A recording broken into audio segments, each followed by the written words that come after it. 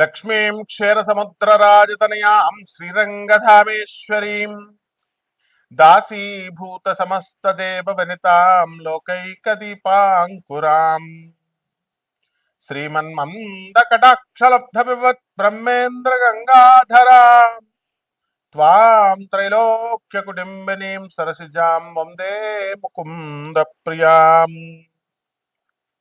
ఈ స్తోత్రం చదవని వారుండరు, మహాలక్ష్మీదేవి అనుగ్రహం పొందని వారు ఉండరు. చాలా మంది అనుకుంటారు, ఏమండి మాకు లక్ష్మీదేవి అనుగ్రహం లేదండి అని. చాలా తప్పు నాయన. సరస్వతీదేవి అనుగ్రహము అయినా రావచ్చేమో, పార్వతీదేవి అనుగ్రహం అయినా రావచ్చేమో, కానీ కొంచెం టైం పట్టొచ్చేమో, కానీ వాళ్ళిద్దరికీ అనుగ్రహం రావడానికి. కానీ లక్ష్మీదేవి అనుగ్రహం లేదే అడుగు తీసి మనిషి అడుగు వేయలేడు. అమ్మవారు క్రియాశక్తి, మహాలక్ష్మి తల్లి. ఫుడ్ పెట్టేది నాయన. ఫుడ్ మనకు ఒక్క పూట కూడా భోజనం ఉండదు. చూడండి, మీరు అడుక్కునే వాళ్ళు తీసుకోండి. రోజు స్నానం చేయకుండా మేము అఘోరీలు అని, అఘోరి శ్రీనివాస్ గారి లాగా, అఘోరి మాతలాగా మా రోడ్ల మీద మంచి స్నానం చేయకుండా ఉంటారు చూసారా. వాళ్ళంతా బూడిదలు రాసుకొని స్నానాలు చేయకుండా వాళ్ళకు కూడా ఫుడ్ ఉంటుంది చూడండి. అందువలన మహాలక్ష్మి కరుణాకటాక్షం పొందనటువంటి వ్యక్తి ఎవరు ఉండరు. ఆమె జగన్మాత. మరి ఆ తల్లి అనుగ్రహం రావాలంటే ఆ వచ్చే ముందు కొన్ని సంకేతాలు ఉంటాయన్నమాట. ప్రతి ఒక్కడికి లక్ష్మీదేవి రావాలా, లక్ష్మీదేవి రావాలా, లక్ష్మీదేవి రావాలా అని చూస్తారు. భూ కబ్జాలు చేస్తే రాదు నాయన లక్ష్మీదేవి. తర్వాత అవతల వాడు డబ్బులు దొబ్బేస్తే రాదు నాయన లక్ష్మీదేవి. ఏమొస్తుంది నాయన? పెరాలసిస్ వస్తుంది మీకు. ఇప్పుడు రాదు, వయసులో బలంగా ఉంటారు కదా నాయన. ఒక 60 సంవత్సరాల వయసు దాటిన తర్వాత యముడు చిత్రగుప్తుడు అక్కడ పుస్తకాలు పట్టుకొని ఉంటారు నాయన. అవన్నీ కోడెడ్ లాంగ్వేజ్లో ఉంటారు. యముడు ఉంటాడు ఇటండి అని అంటారు. అక్కడికి వెళ్ళిన తర్వాత కోడెడ్ లాంగ్వేజ్లో ఉంటుంది, రాస్తాడు చిత్రగుప్తుడు ప్రతిదీ. Newton's third law, to every action there is an equal and opposite reaction. ప్రతి చర్యకి ప్రతిచర్య ఉంటుంది. కాబట్టి ఎక్కడ మనకు పెరాలసిస్లు, షుగర్లు, రోగాలన్నీ ఇచ్చేస్తాడు, అక్కడ తోలు తీసేస్తాడు అనమాట. కాబట్టి ఎవరి భూములు కబ్జాలు చేయకండి. తర్వాత ఎవరి యొక్క డబ్బులు దొబ్బేయకండి మోసాలు చేసి. కారణం ఏంటంటే మనకి ఒక బాగా డబ్బున్నటువంటి వ్యక్తులందరూ కూడా చచ్చిపోయేటప్పుడు చూడండి, అవసాన దశలో రౌడీ షీటర్లు, రాజకీయ నాయకులు వీళ్ళంతా వెళ్ళిపోయేటప్పుడు బెడ్ రిడన్ అయిపోయినప్పుడు వాళ్ళు ఏమంటారో తెలుసా? అయ్యో మేము పేదవాళ్ళకి హెల్ప్ చేయలేకుండా చచ్చిపోతున్నామే అని అప్పుడు తెలుస్తుంది. అలాగే ఒక పెద్ద ఇండస్ట్రియలిస్ట్ ఇప్పుడు కూడా బృందావనంలో ఉంది. ఆమె ప్రొద్దున్న టిఫిన్ ఒక దేశంలో, మధ్యాహ్నం భోజనం ఒక దేశంలో, సాయంత్రం డిన్నర్ ఒక సపర్ ఒక దేశంలో, ఈ విధంగా బతికిన ఆమె ఒకసారి మరి పాపం క్యాన్సర్ వ్యాధి లాంటిది వచ్చిన తర్వాత ఆమెలో రియలైజేషన్ కలిగింది. అరే మనం చచ్చిపోయేటప్పుడు ఏం పట్టుకెళ్ళమని అర్థమైపోయింది. అర్థమైపోయి వెంటనే ఆమె ఇది తగ్గే తర్వాత క్యాన్సర్ వెంటనే సన్యాసం తీసేసుకొని ఆశ్రమంలో ఉంది. మనందరం సన్యాసాలు తీసుకోవాల్సిన అవసరం లేదు, ధర్మంగా నడిస్తే చాలు. అందువలన మహాలక్ష్మి తల్లి వచ్చే ముందు కొన్ని నిదర్శనాలు ఉంటాయి.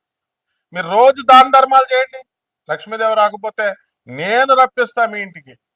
I will demand her. శంకరాచార్యులకు ఉన్నప్పుడు శంకరాచార్య శిష్యుల్ని నేను 36వ పీఠాధిపతి అయినటువంటి భారతీ తీర్థస్వాములు మారు మా గురుదేవులు దక్షిణాంనాయ పీఠం. 37 మా గురువుగారు అబ్బాయి విధుశేఖరేంద్ర సరస్వతి. కమాన్, మరి మీ గురువులా చెప్పండి. అయితే జగద్గురు అయినటువంటి ఆదిశంకరాచార్యుల వారు అలా యొక్క ఉసిరికాయల్ని కురిపించారు, బంగారపు ఉసిరికాయల్ని. మరి ఆ లినియేజ్ లో ఉన్నటువంటి వాళ్ళం మనం. తప్పకుండా మరి మా గురుగారు పిలిస్తేనే వస్తే, మా భారతీ తీర్థస్వామి వారు ఇలా అడగాల పిలవగానే దంధన్మని వచ్చేస్తాయి. మా గురువుగారు మరి ధర్మంగా నడుచుకోమని చెప్తారు ఎప్పుడు చెప్పినా, ఎక్కడ ఏ ఉపన్యాసమైనా. అందువలన లక్ష్మీదేవి వచ్చే ముందు కొన్ని సూచనలు ఏంటో తెలుసా? మీరు సాంబ్రాణి కాకుండా గుగ్గుళం వేస్తాం, ఈ గుగ్గుళం వాసన వస్తుంది, సాంబ్రాణి వాసన గుమగుమలాడుతుంది. ఆ వాయిస్ ఏ గదిలో ఉన్నా సరే ఆ యొక్క ఈ వాసన సువాసనలాగా వస్తుంది. తర్వాత గంధం స్మెల్ వస్తుంది. మీరు జాగ్రత్తగా వెళ్ళి, మనకి లహరి మహాశయుడు, పరమహంస యోగానందుల వారు, స్వామి వివేకానందుల వారు ఇలాంటి మహాత్ములు రోడ్డుపైన వెళుతుంటే తామర పుష్పాల వాసన, గంధాల వాసన. పిఆర్ సర్కార్ మా గురుదేవులైనటువంటి ఆనంద మార్గ ఆశ్రమం అధిపతి పిఆర్ సర్కార్ మా గురువుగారులు వెళ్తుంటే అక్కడి నుంచి ఏంటి సాంబ్రాణి వాసన వస్తుందేంటి, ఏంటి గంధం వాసన వస్తుందేంటి, ఏంటి సువాసన వాసన వస్తుందండి. నేను చిన్నప్పుడు వెళ్ళి అని పిలిచేవాడిని. వాళ్ళేం రాసుకోలేదు. అంటే నిజమైన సన్యాసులు, నిజమైనటువంటి గురువులు దగ్గర ఆ వాసన వస్తుంది. మరి మన అఘోరి మాత ఉంది ఇప్పుడు, మొన్న వర్షిణిని లేపుకెళ్ళిపోయిన అఘోరి మాత, దాని దగ్గరికి వెళ్ళి వాసన చూస్తే గబ్బు వాసన వస్తుంది. స్నానాలు చేయదు కదా. అంటే ఇప్పుడు ఉన్నటువంటి దొంగ స్వామీజీలు, దొంగ బాబాలు, దొంగ గురువుల దగ్గరికి వెళ్తే గబ్బు వాసన వస్తుంది అనమాట. అదే తేడా తీసుకోండి. తర్వాత చక్కగా మహాలక్ష్మి తల్లి గల్లు గల్లుమని సౌండ్ వినబడతా ఉంటది, గజ్జల సౌండ్. చాలా మంది అడుగుతారు, గురుగారు మా ఇంట్లో గజ్జల సౌండ్ వస్తుందని. వచ్చేస్తుందంటే లక్ష్మీదేవి ఉంది చూసుకో. ఏమండి నన్ను తీసుకోండి, నన్ను తీసుకోండి, నన్ను తీసుకోండి అని అడుగుతుందని రోజు కల్లోకి వస్తుందండి అంటారు. నిజమది. It is not an hallucination. It is not, ఇది ఒక కన్ఫ్యూజన్ కాదు, అది నిజమైనటువంటి మహాలక్ష్మి సింబల్. అందువలన ఒక గదిలో ఘల్ ఘల్ ఘల్ ఘల్ అని అంటూ ఉంటుంది. ఒకసారి ఒక శ్రీధర్ మాధవ్ అని ఒక దంపతులు ఉన్నారు. శివకుమార్ అని బంజారాహిల్స్ లో ఉంటాడు మా శిష్యుడు. అమ్మవారు ఇదిగో చూడు ఆ లక్ష్మీ పూజ చేసుకోండి, చక్కగా గల్ గల్ అని సౌండ్ వస్తుంది అని గోత్రనామాలు ఏదో ఇచ్చారు. మేమేదో పూజ చేసాం. చేసిన తర్వాత అప్పుడు ఏమండి గల్ గల్ అని సౌండ్ వస్తుందండి, మా అమ్మ చెప్పింది అని చెప్పి ఆ మాధవి వాళ్ళ అమ్మ చెప్తే అప్పుడు శివకుమార్ విని అవునా వచ్చిందా అని ఆశ్చర్యపోలేదు ఆయన. బికాస్ లక్ష్మీదేవి వాళ్ళ father chief engineer, Reddy Naidu అని పోల సుబ్బయ్య ప్రాజెక్ట్ కట్టినటువంటి ఆయన నడిచే దైవమైనటువంటి చంద్రశేఖర సరస్వతి స్వాముల వారు వాళ్ళ ఇంటికి వచ్చారు. మరి అనేక సార్లు ఆయన ఇంజనీర్ గా ఉన్నప్పుడు ఆయనకి అనేక సార్లు దర్శనం ఇచ్చినటువంటి వాళ్ళు. మా ఆంటీ ఇంకా బ్రతికే ఉంది, బంజారాహిల్స్ కేర్ హాస్పిటల్ పక్కనే సాక్షి దగ్గర ఆ మెడికల్ భాస్కర్ మెడికల్ కాలేజ్ పక్కిల్లే అనమాట. ఒక 750 గజాల్లో ఉంటుంది బంజారాహిల్స్ లో. ఇవన్నీ ప్రత్యక్ష సాక్ష్యాలు లైవ్ లో ఎందుకు చెప్తున్నాను నేను. నిజంగానే మహాలక్ష్మి అలా కరుణిస్తుంది అందరినీ. అలాగే మరి కొంతమంది ఏమండి నిధులు ఉన్నాయండి, జలదిగ్బంధనం, నీటిలో బుడబుడ బుడబుడ బుడబుడ సౌండ్లు వినబడుతుందండి. తర్వాత మాకు కల్లో ఏదో సౌండ్లు వినబడుతున్నాయండి, గజ్జల సౌండ్లు వినబడుతున్నాయి, అమ్మవారు వస్తున్నట్టుగా ఉంది, తీసుకో తీసుకో అంటోందండి అంటారు. ఈ తీసుకో తీసుకో సౌండ్లు కూడా మహాలక్ష్మి సింబల్సే. కానీ అక్కడ 2 రకాలు ఉంటాయి. నిదేదైనా ఉందనుకోండి, అవన్నీ కూడా ఏంటంటే పిశాచ్, ధన పిశాచ్ కూడా ఉంటుంది, చూసుకోండి మరి. కాబట్టి పిశాచికి మహాలక్ష్మికి తేడా ఉంటుంది. ఏమండి మహాలక్ష్మి తల్లి ఇప్పుడు ఎవరన్నా చూడండి, నా ఒంటి మీదకి ఆవిడ వచ్చేసింది, ఎల్లమ్మ వస్తుంది, పుల్లమ్మ వస్తుంది, రేణుకమ్మ వచ్చింది అని దేవతలను చెప్తారు. దుర్గమ్మ వచ్చింది అంటే దుర్గమ్మ కూడా చీప్ అయిపోయింది, మా బెజవాడ కనక దుర్గమ్మ. కానీ ఒక్కళ్ళైనా ఉంటారా మహాలక్ష్మీదేవి నా ఒంటి మీదకి వచ్చిందని? రాదు. మహాలక్ష్మీదేవి ఎవ్వరి దగ్గరికి టచ్ కూడా చేయదు. ఆలీ సినిమా ఉంది చూసారా అప్పుడు ఆలీది, మమ్మీ నేను చాలా కష్టాల్లో ఉన్నాను మమ్మీ అంటే డబ్బులు మూట విష్ణుమూర్తి వీడికి ఇవ్వకూడదంటే లక్ష్మీదేవి రికమెండ్ చేస్తుంది. ఒక మూట ఇస్తుతాడు విష్ణుమూర్తి. వీడు అప్పుడు దాకా ఈ ఆలీగాడు కళ్ళు తెరిచి నడిచినాడు, కళ్ళు మూసుకొని నడిస్తే ఎంత బాగుంటది అని కళ్ళు మూసుకుంటాడు. ఆ బంగారపు మూటను దాటేసి వెళ్ళిపోతాడు. దాటేసిన తర్వాత అది దాటిన తర్వాత మళ్ళీ కళ్ళు తెరుస్తాడు. అంటే మహాలక్ష్మి తల్లి అనుగ్రహం లేనిదే ఒక్క రూపాయి కూడా రాదు నాయన. కాబట్టి గుడ్లగూప, తెల్ల గుడ్లగూప కనబడుతుంది. ఏమండి మీరు అడగొచ్చామండి, తెల్ల గుడ్లగూప చాలా మందికి ఉన్నాయి, నీ దగ్గర ఉన్నాయా? ఫారెన్ లో ఉన్నాయి. మంచి మంచి గుడ్లగూపలు పెంచుకుంటారు ఇంట్లో. దాని బ్రీడ్ తెలుసుకోండి. ఇక్కడ మా అసిస్టెంటే మణికంఠ అని ఉన్నాడు విజయవాడలో. మరి గురుగారు రోజు నాకు గుడ్లగూప తెల్లగా కనబడుతుందండి తీగ మీద అన్నాడు. లక్ష్మి వస్తుందిరా అన్నాను. ఒక అపార్ట్మెంట్ కొని పారేశారు. డబ్బులు లేవు, అప్పులు ఇచ్చేవాళ్ళు లేడు. వాళ్ళ పాపం చిన్న చిన్న జాబులు భార్యాభర్తలు ఇద్దరు. ఈ రోజున విజయవాడలో మెయిన్ సెంటర్లో మా ఆఫీస్లో మా యొక్క టీంలో అతను చక్కగా ఇల్లుని ప్రసాదించింది మహాలక్ష్మి తల్లి. అలా మనం అందరినీ చూస్తూ ఉంటాం. సుబ్రహ్మరెడ్డి దగ్గర ఏముండేదండి, సుబ్రహ్మరెడ్డి నాగార్జున సాగర్ ప్రాజెక్ట్ చేసేటప్పుడు మామూలు వాళ్ళ మేనమామ దగ్గర మామూలు సింపుల్ కాంట్రాక్టర్ జీతానికి చేసేవాడు.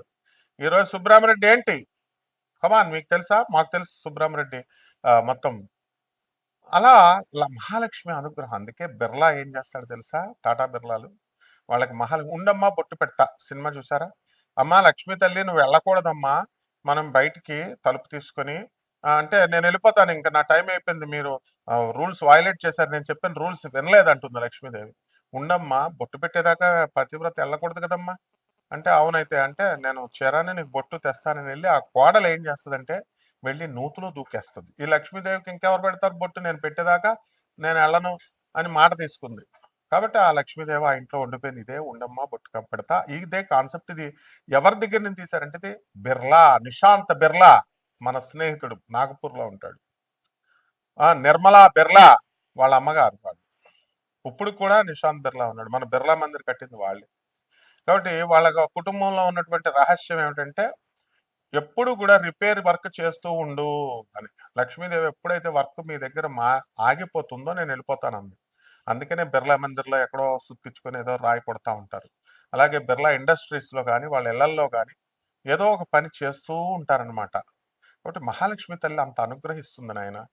కాబట్టి భార్య మంచిగా సంతోషంగా ఉంటుంది, రొమాంటిక్గా ఉంటుంది. అప్పుడు భర్తలంతా కూడా మీకు మహాలక్ష్మి త్వరలో రాబోతోందని మల్లెపూలు పెట్టుకొని చక్కగా ముఖం కళకళలాడుతూ ఉంటుంది భార్య.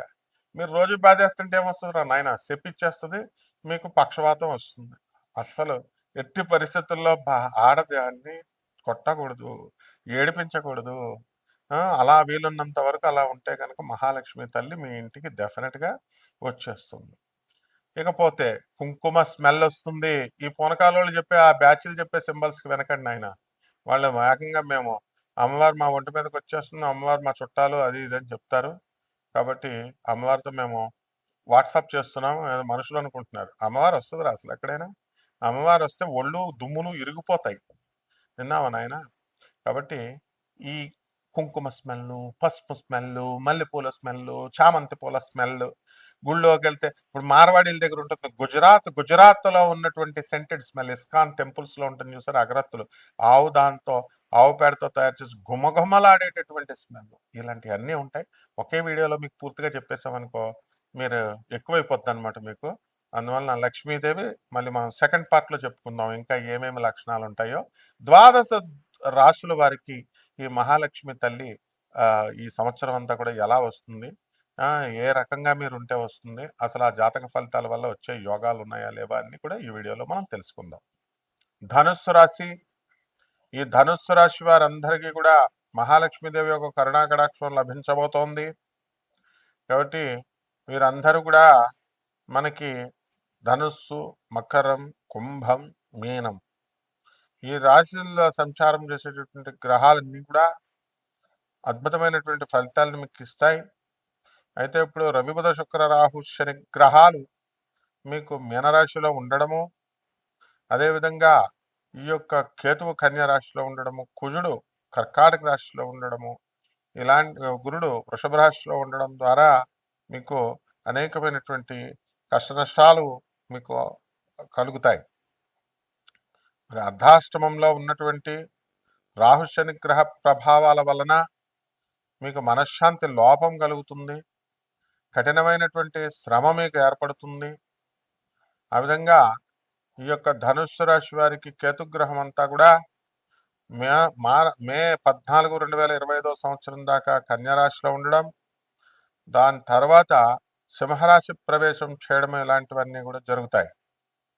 కాబట్టి ఇటువంటి రాశుల వాళ్ళంతా కూడా ఈ యొక్క ధనుస్సు రాశి వాళ్ళు మా బిల్డింగ్లు అమ్మడవట్లేదండి అని బాధపడేటటువంటి వాళ్ళు మరి అమ్మడవుతాయి. అలాగే ఈ రియల్ ఎస్టేట్ వాళ్ళు అంతా కూడా రియల్టర్స్ ఎవరైతే ఉన్నారో అటువంటి వాళ్ళు నోటి దగ్గరకు వచ్చి మా వ్యాపారాలు ఆగిపోతున్నాయండి అని బాధపడుతున్నటువంటి వాళ్ళందరూ కూడా వాళ్ళకి బాధలు తొలగిపోతాయి, సరుకు అమ్ముడవుతుంది. కాబట్టి ఈ యొక్క విద్యార్థుల్ని మనం తీసుకున్నట్లయితే విద్యార్థులు చదువులో వెనకబడిపోతారు. మరి మే 30, 2025 సంవత్సరం తర్వాత వీళ్ళు చదవడం ప్రారంభిస్తారు. కాబట్టి చిట్ ఫండ్ కంపెనీలు, ఫైనాన్షియల్ ఇన్స్టిట్యూషన్స్ నడుపుతున్నటువంటి వాళ్ళ పరిస్థితి కూడా మెరుగుపడుతూ ఉంటుంది. కూలీ నాలి చేసుకునే ఏదో ఒక వృత్తి ద్వారా బ్రతుకుతున్నటువంటి వాళ్ళందరూ కూడా మనశ్శాంతిగా మీకు కాస్త ఇబ్బందుల పాలైనా కూడా కాస్త పనిలో ఒక జాబ్ సాటిస్ఫాక్షన్ అనేటటువంటిది మీకు ఉంటుంది. ఇక పరిహారాల దగ్గరికి వచ్చేసరికి మీకు రాహు బాగుండలేదు, తర్వాత శని కూడా బాగుండడు. కాబట్టి రాహు జపం చేసుకోండి, రాహు స్తోత్రాలు చదువుకోండి. రాహుకి కిలోంపావు మినుముల్ని ఆవుపేడ రంగు ఉన్నటువంటి వస్త్రాలను ఇచ్చి పేద బ్రాహ్మణులకి శనివారం నాడు ఉదయం 8 గంటలకు దానం చేసుకోండి. అలాగే దశమహావిద్యల్లో ఒకటైనటువంటి మరి భువనేశ్వరి అమ్మవారి యొక్క హోమాన్ని మీ ఇళ్లలో జరిపించుకోవడం ద్వారా అద్భుతమైనటువంటి ఫలితాలు మీకు లభిస్తాయి. శుభమస్తు.